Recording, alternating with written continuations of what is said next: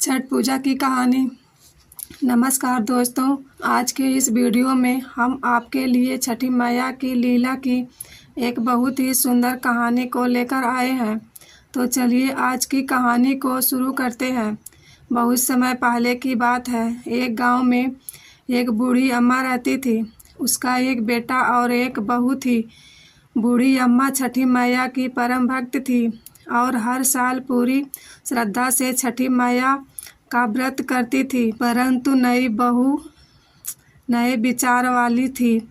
वह पूजा पाठ में विश्वास नहीं करती थी। एक बार बूढ़ी अम्मा छत पर पूजा करने की तैयारी कर रही थी।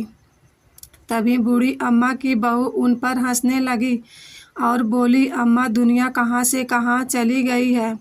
लोग आसमान को छू रहे हैं और आप आज भी इतने अंधविश्वासी हो। पढ़ी लिखी बहू का छठी मैया के परम भक्त बूढ़ी अम्मा पर कोई असर नहीं हुआ। वह तो बस अपनी तैयारियां करती रही। बहू फिर से बोली, अब यह सब बेकार की बातें हैं। इस उम्र में 3 दिन तक भूखी ही रहोगी तो खुद पर ही मुसीबत लाओगी। ना जाने क्यों भूखे प्यासे लोग खुद को सताते हैं। नई बहू की बातें सुनकर बूढ़ी अम्मा मुस्कराई और बोली, बहू शादी के बाद मुझे संतान नहीं हो रही थी। तब मैंने भी छठी मैया के व्रत को किया था। तब छठी मैया ने मेरी पुकार सुनी और यह तेरा पति छठी मैया का ही प्रसाद है। तुम भी इस वर्ष छठी मैया का व्रत कर।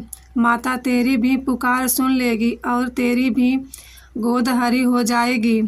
नए युग की नई सोच वाली बहू किसी का कहा सुनने वाली नहीं थी। बोली, मैं पूजा पाठ नहीं करने वाली।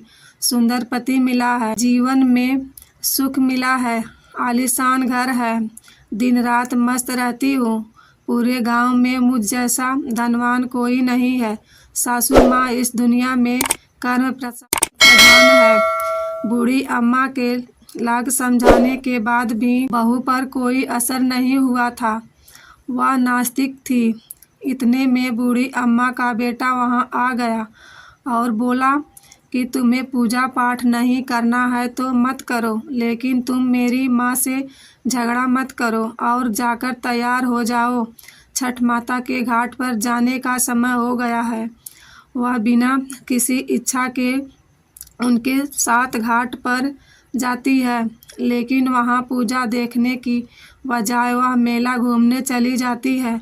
कुछ देर बाद उसका पति उसे वहां ना पाकर ढूंढने लगता है तो वह हलवाई के पास स्वादिष्ट पकवानों का मजा लेती नजर आती है। उसका पति उससे कहता है, अरे तुम यहाँ तक आई हो तो कुछ देर माँ के साथ बैठो। पत्नी झुंझला कर बोली, ना जी, मैं पूजा पाठ में नहीं बैठने वाली। मैं तो मेला ही घूमूंगी, आप ही करो यह सब पूजा पाठ। पति वहां से चला जाता है और स्नान करने के लिए जैसे ही वह डुबकी लगाता है, डुबकी लगाते ही वह डूब जाता है और जोर जोर से चीखने लगता है, लेकिन किसी को भी उसकी आवाज़ सुनाई नहीं दे रही थी। जैसे ही उसकी माँ को पता चला कि उसका बेटा डूब गया है, वह जोर जोर से रोने लगी और छठी मैया से कहती है कि माँ, मुझसे तेरी भक्ति में कौन सी कमी रह गई थी जो तूने मेरी गोद सूनी कर दी। बोलो माँ, हमसे ऐसी क्या भूल हो गई है। हम तो घाट पर तुम्हारी पूजा करने आए थे, तुमने तो हमारी दुनिया ही उजाड़ दी। यदि मुझसे जाने अनजाने में कोई भूल हुई तो उसकी सजा मेरे बेटों को मत दो। ऐसा कहकर बूढ़ी अम्मा जोर जोर से रोने लगी। उधर मेले में शोर मचा कि घाट पर एक व्यक्ति डूब गया है। यह सुनकर बहू दौड़ी वहां आती है और देखती है कि उसकी अम्मा रो रही है और उसका पति पानी में डूब गया है, तो उसे सदमा लग जाता है। वह जोर जोर से चीखती हुई अपनी सासू माँ से कहती है, मैंने पहले ही कहा था अम्मा, यह छठ के चक्कर में मत पड़िए, यह सब ढोंग है। अंधविश्वास है। और देखो, आज मेरा पति मुझसे दूर चला गया। यह घटना देखकर सभी लोग मन में छठी माता को पुकारते हैं। हे माँ, इस गुड़िया की इस पुकार सुन लो। छठी मैया आप ही हो।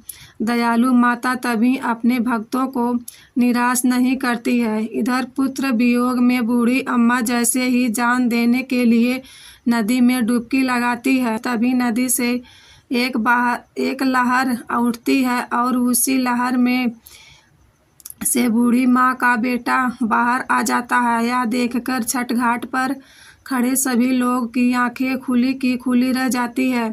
बूढ़ी अम्मा खुशी से रोने लगती है। बहू भी खुशी के मारे जोर जोर से रोने लगती है। नदी में तेज गर्जना के साथ छठी माता प्रकट हुई और बोली, मैं कभी अपने बच्चों का अहित नहीं करती हूँ। मैंने तुम्हारी आंखों से अज्ञान का पर्दा हटाने के लिए तुम्हारे पति को पानी में डुबोया था। मैं सदैव अपने भक्तों की रक्षा करती हूँ। इस कलयुग में जो भक्त मेरी पूजा करता है, मैं उसकी मनोकामना पूर्ण करती हूँ। यह कहकर छठी मैया अंतर्ध्यान हो गई और घाट पर मौजूद सभी लोगों ने छठी मैया की जय जयकार करने लगे।